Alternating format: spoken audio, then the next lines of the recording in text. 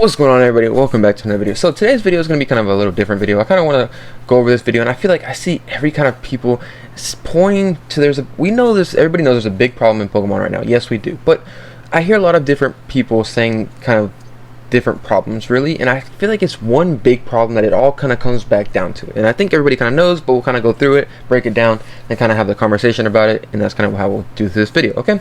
So the first thing I want to say is, people are saying scalpers are bad. Oh, scalpers are ruining a hobby right now. Yes, we know that. Some situations are really bad, but there's one bigger problem than that, okay? That's the first big problem that I see.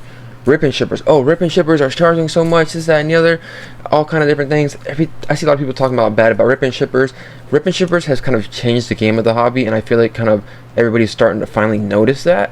And trust me, I don't want to talk down bad about rip and shippers, because I personally want to be one myself. You know, like that. I feel like that would be a really enjoyable thing to like open packs. That's like so fun, as to like get paid for opening packs. You mean like that? A lot of people look at that a different way. Like, oh, why do people pay for packs and stuff like that?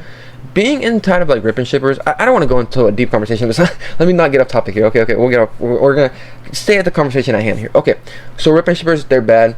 Scalpers, they're bad. And what else? There's a lot of other problems that I hear too. You probably already know it.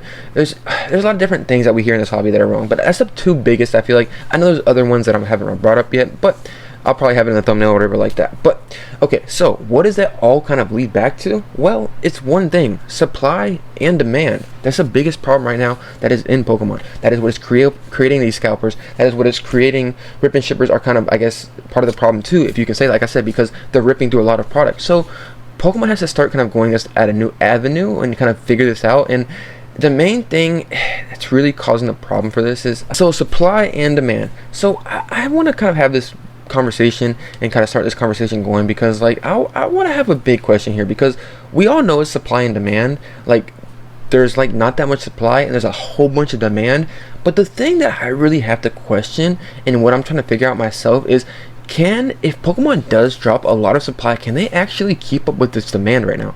Is it even possible? Like, you know what I mean, like that. I know it's a kind of crazy. People are like, oh yes they can, of course they can, but let me kind of break it down to you here. Okay, we know the normal consumers of Pokemon, the actual average collectors that go up to the store to buy Pokemon products and everything like that, they can't get product right now. Yes. And then we start hearing from other people, LGSs, they can't get product right now. They're having a real big problem with getting product right now. Online retailers, they're having a problem getting product. They're only getting a certain amount of allocation, and when you look, okay, where are they getting their products from? They're getting it from distributors. People that I've heard that I have a confident and I trust really well, that have distributors that I've heard released from online. I've never really talked to them, but like that I've heard, they're very trustworthy people to me and stuff like that. I trust them a lot. They say that their distributors, because I've heard it from multiple people that have distributors, so I kind of feel like it's the same thing here. Like I said, is they don't have product. So that's a big problem right here. So okay. Another problem too is starting to get to is rip and shippers are starting to not have product, and they're starting to have to overpay for market price and everything like that. So I have a question: can Pokemon actually keep up with demand? Can they keep up with the new kind of style this kind of environment is right now, with the new rip and shipper, with rip and shippers freaking shredding through packs like crazy? So many consumers there is right now, so many average collectors there is right now. The big thing that I feel like is going to need to happen is Pokemon's just going to need to continue to print, but like the real big question here is, can they print as fast as people rip packs? You see what I'm saying? I mean, I know it's kind of hard to kind of say that, and kind of people are like, wait, of course they can, but is it possible? Like, you know what I mean? Like, I know it's kind of crazy, but like Pokemon will have to print an insane amount of cards to be able to keep up with this demand that we are in right now. And at the same time, I think they're gonna have to open a lot more facilities, I feel like, to kind of keep up with the demand right now. Okay, so let me kind of walk you through a kind of scenario, and I'm gonna kind of run this through like an actual real life example that I think you'd kind of more understand and kind of that we've already experienced. Okay, so let's say, for example, Pokemon does drop a huge amount of, let's say, prismatic evolutions ETBs. Let's say they bring them out everywhere. Let's say they give them to distributors give them to LGSs, everywhere else, and stuff like that. Okay, so I have a question for you. Let's say they put these through distribution. Let's say they put them through the big box stores. It seems like the way their Pokemon worded it, that Pokemon worded their the way they're putting out the products for prismatic evolutions, if y'all read the kind of little, I guess, statement they put out, they said they're going to be doing it through their retailers and stuff like that. So that means they could be putting it through Walmart, Target, and stuff like that. I have a big question right now. Do you understand How many people in this hobby right now have notifications for whenever product comes up on a website? There is so many people that go for that, and stuff sells out instantly. Do y'all remember when, like, for example, what happened when y'all remember when Journey Together ETBs came on the Pokemon Center? Y'all know what happened. Everybody knew that it came, what's it called? Everybody knew that Journey Together's ETBs came out. I don't know how much they put up on the website. I've heard around 180,000, 160,000. I'm not 100% of the numbers that they put out for Journey Together. It doesn't feel like that much because of how fast it sold out, but that's kind of what I'm basing it off of, is even let's say 60, 50, I don't know, 80,000. Let's just say basic, I don't even care, 20,000. Do you understand how fast that sold out instantly? Will Pokemon be able to keep up with the demand of that? Like, let's say, okay, let me walk you through a kind of scenario that what's going to happen. Let's say Pokemon gives 20,000 ETBs to Walmart. Okay, let me see. Next thing you know, let's say Walmart drops those 20,000 ETBs. We don't know how much there is. Like I said, numbers don't really matter here, but I'm just walking you through the scenario. Let's say they will drop those 20,000 ETBs on Walmart.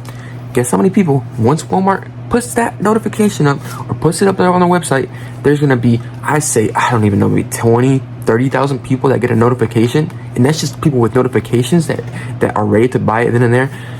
That's just them. Now let's say those people get some product. Next thing you know, guess what? Now we have everybody else in the hobby being like, oh, Walmart has Prismatic Evolutions.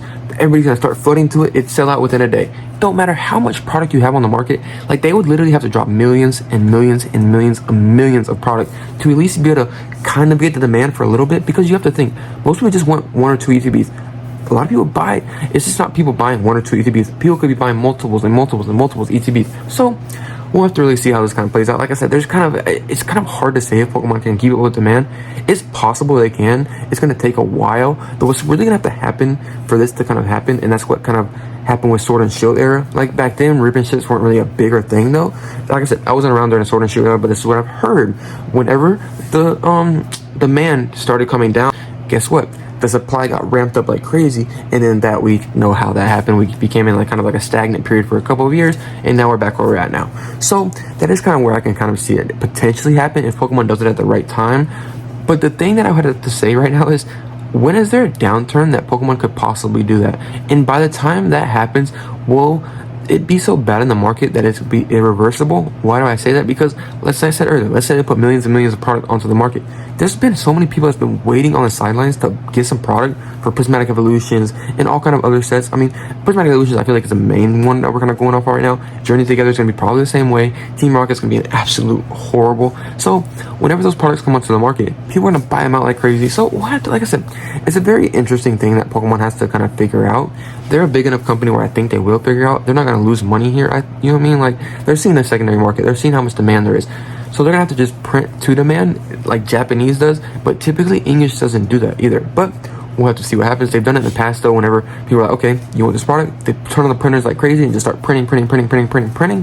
So we'll have to really see what happens. Like I said, I just kind of wanted to put this out there and see, can Pokemon fix that problem? I think they can. It's possible. It is. But they're going to have to print a very lot of product. And it'll be interesting to see really how it plays out and see. The main thing with that, I would have to say, is see how fast the product actually gets kind of soaked up into the market. Because we have to understand, there's a lot of people on the sideline right now that haven't got that much product. And the product they have gotten is maybe 1 or 2 ETBs, if possible, for Prismatic Evolutions. You see what I'm saying? So they put a massive amount of quantity. People are like, yeah, I want like 10 or 15 of them. You have Rip and Shippers going to buy a whole bunch of them. Investors are going to buy a whole bunch of them. Can Pokemon Center actually keep up with demand? We'll have to see, though. I'd love to hear y'all's. And I want to have a question for you. Do you think Pokemon Center can keep up with the demand? Or do you think Pokemon can keep up with the demand that we have right now? Is it possible? I know people are going to be like, yeah, I think so, it is. If they turn on printers like crazy, they can. But it's going to be, the main thing would be is how long is that supply actually going to last? Because there's so many people, like I said, that was waiting on the sideline for product.